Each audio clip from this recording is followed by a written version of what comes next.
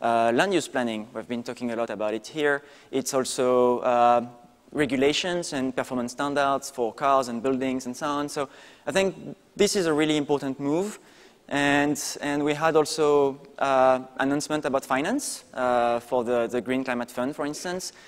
We had an announcement about domestic policies on the US side, for instance. So I think overall, that's a good week for climate policy.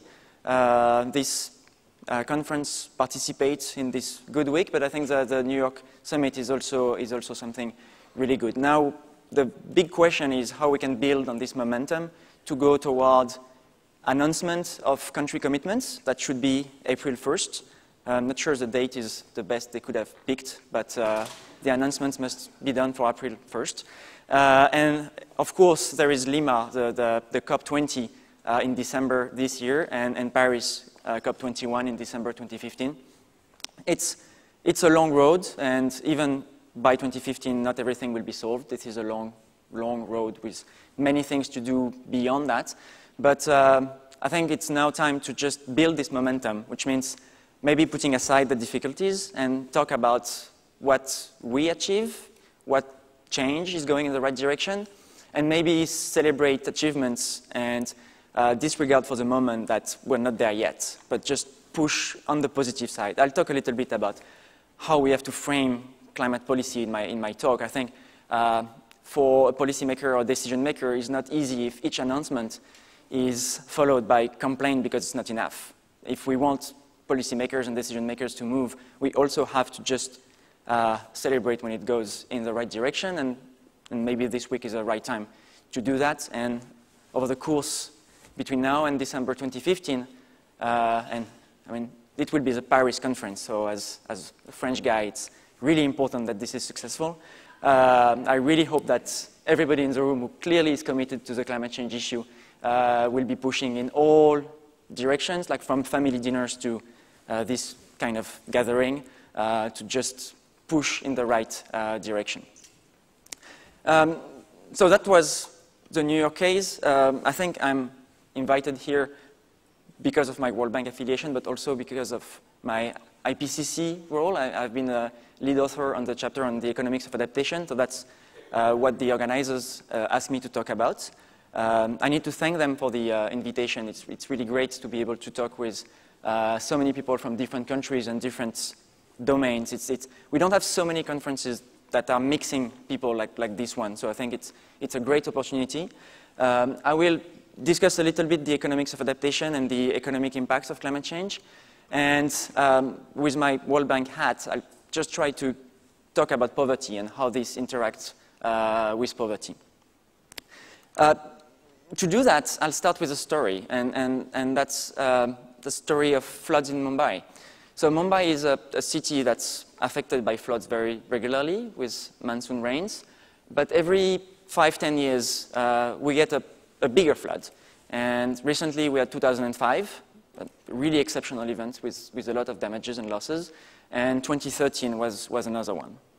And the point I want to make here is, if you look at what happens after each of these floods, it's very similar. You get a committee of experts being created, and they're asked to make recommendations about what to do to avoid this to be repeated. They write a very nice report, and they always more or less suggest the same solution, and the solution is to improve drainage, and especially improving the efficiency of the current drainage system. And this is a lot about waste management, it's a lot about urban planning and land use regulations and so on. And what you see is, for a few years, you get a lot of things being implemented, but then time goes by and other priorities appear, and it's very difficult to implement the full package. So I think what's really interesting to see is, in a case like this in Mumbai, basically we know what to do. So there's not much need to work more about what we want to do. The question is, in practice, in reality, how do we implement these recommendations? So it's really not really about what we want to do, it's really about how we can implement it. The second thing which is striking with this case in Mumbai is how the poor people are affected. So here you see just a map of the flood, and each dot is a household that we surveyed, asking them how much they lost, asking them their income, and so on. And what we find is, if you look at the flood zone, you have a lot more poor people in the flood zone than on average on the city, and you have much less rich people living in the flood zone than on average in the city. So clearly, poor people are more exposed, they are more often affected, and if you look at the impact on them, the picture is even worse. Basically, they lost what might appear a small amount. It's about $200 in the flood. But for most of them, it's 1 year of income, and it's the totality of their savings.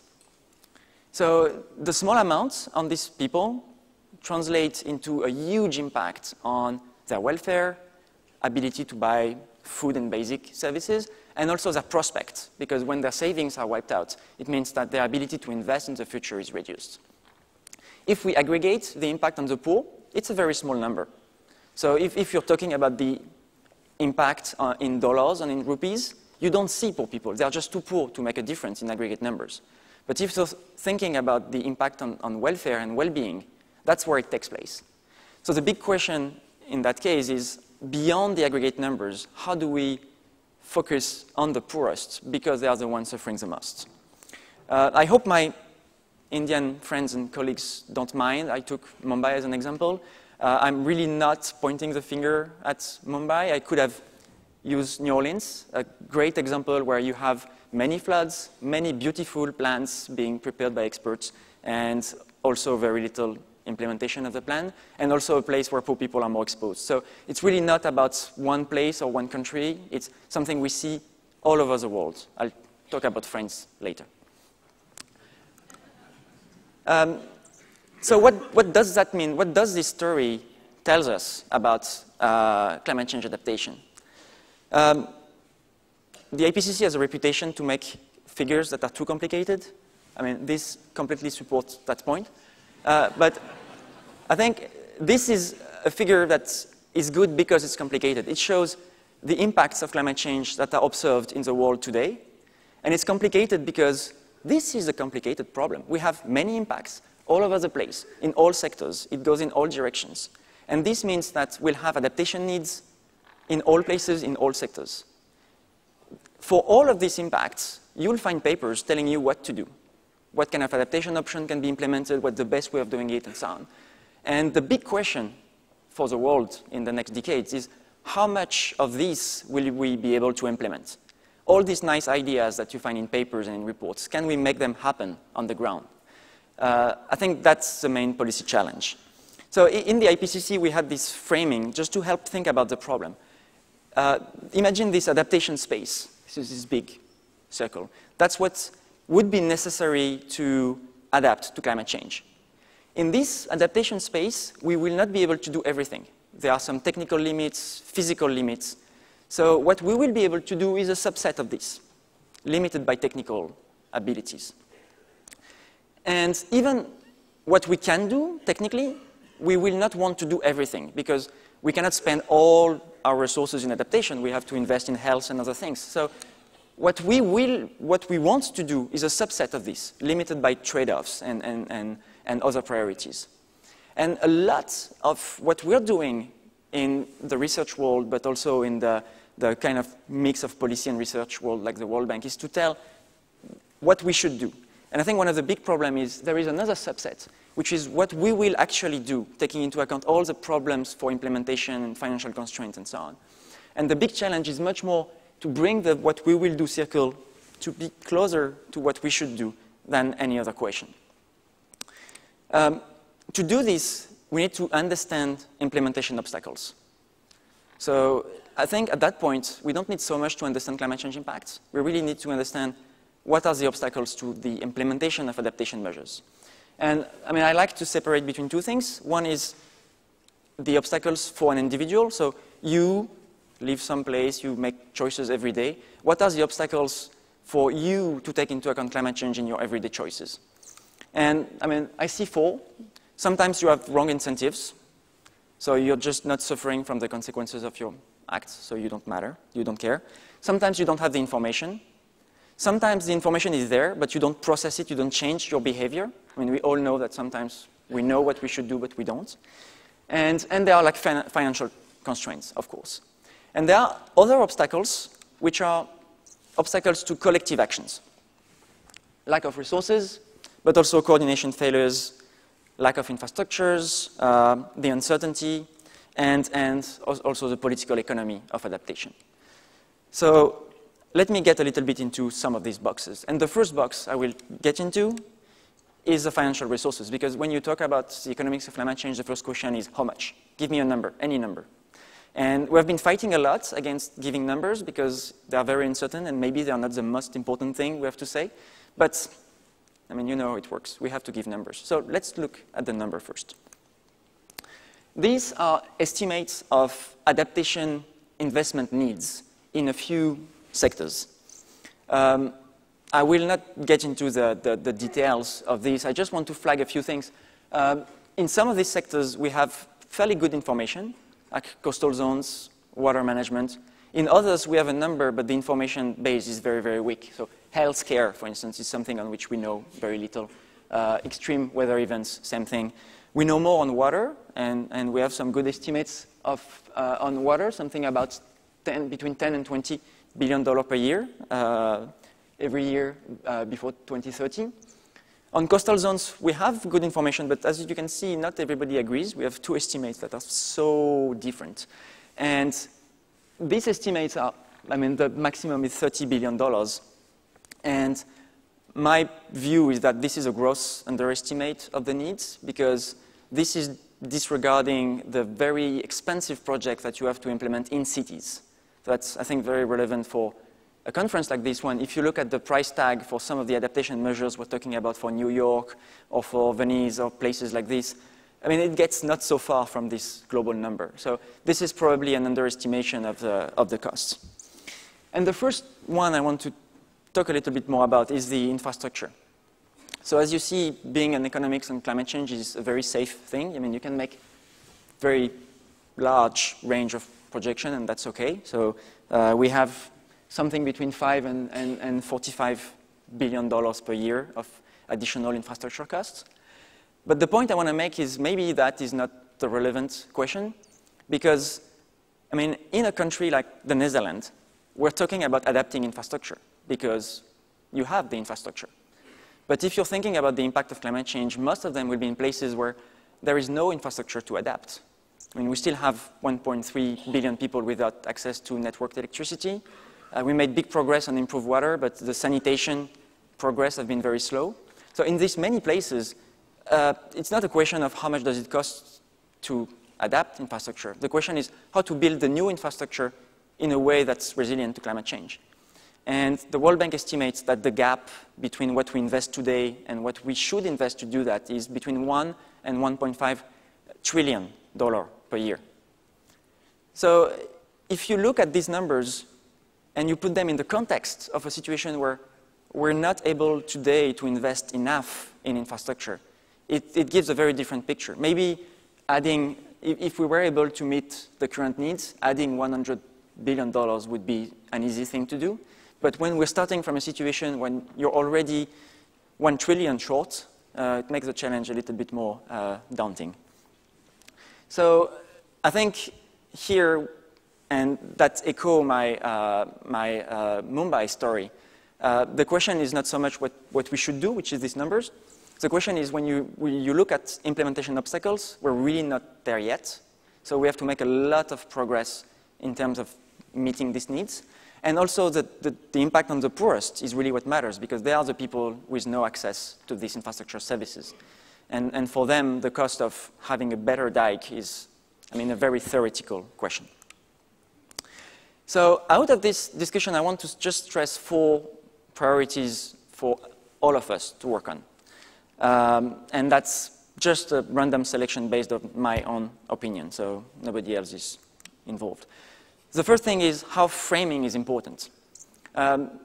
So often we make studies about some places and we do this kind of maps showing all the disasters that can happen and places where you should not develop, you should not build. Sometimes you should destroy houses. it's very easy to have a very negative framing, and we all know that negative framing is just not conducive for action. Action happens when we're making a positive framing, when it's action-oriented. You tell people what can be done to improve lives, and not what kind of terrible thing can happen to them if they don't do what you say. So I think, for instance, on cities, the question is much more to drive urbanization towards safe places using basic services, infrastructure, and transport, much more than trying to prevent urbanization where it's dangerous. So, and just this difference in framing, it doesn't change anything about the content. But if we were able to do much more of this, I think people would pick up much more, because the policymaker could announce that he's improving things and not preventing a disaster. The second thing I think we really need to make progress upon is to recognize when people take risk. So the first reaction is, oh, people take risks, it's really bad, it creates disasters and so on. But there are also some benefits from risk-taking. So, I mean, I'm working on flood risk and risk management. When I see this picture, I think vulnerability, I think low resilience, I think flood, I think landslides. But for a lot of people in rural areas, these places are opportunities for better jobs and higher salaries, better schools for their kids, access to healthcare. So when we're trying to reduce the vulnerability and for instance, constrain the city development so that it's safer, we have to be very careful not to reduce the opportunities for these people to move in the cities and benefit from economic growth and all the opportunities it opens. So it's, again, we have to put all this discussion in an adaptation, development framing. What we want to do is resilient developments and not adaptation per se, which is way too narrow. Very quickly, the two other things. First is that we have to confront the political economy of adaptation. I mean, when you do adaptation, what you will have is costs that are immediate, that everybody can see, and the people losing, they know very well who they are. So if you're doing flood zoning, some people will see the value of their land drop. You have well-identified opponents.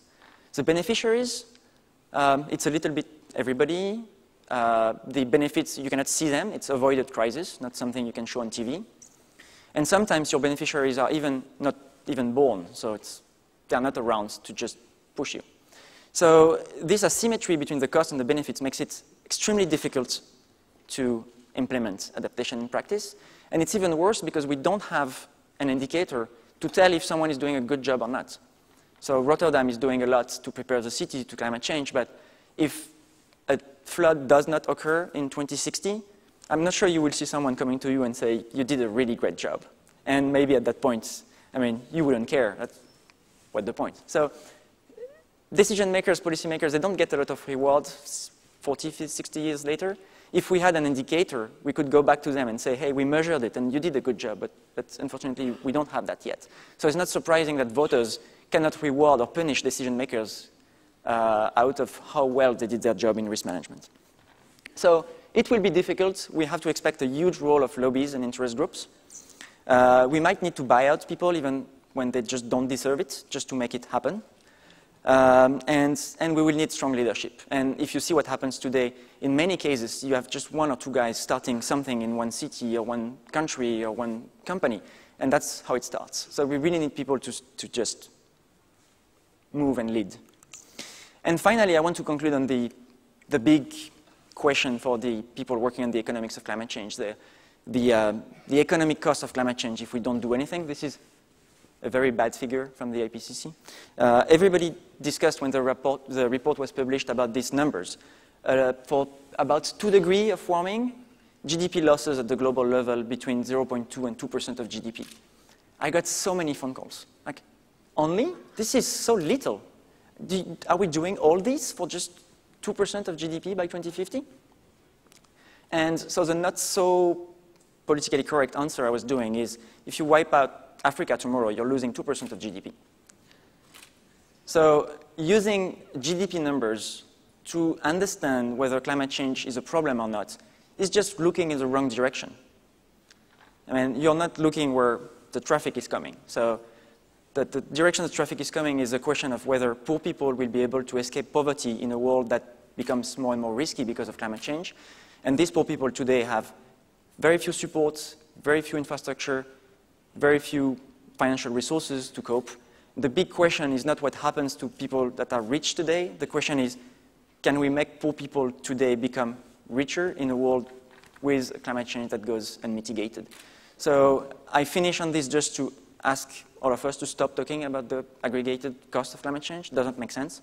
It's not the right question. The question is, can we create a world in which we eradicate poverty with a climate change that goes unmitigated? Thank you very much.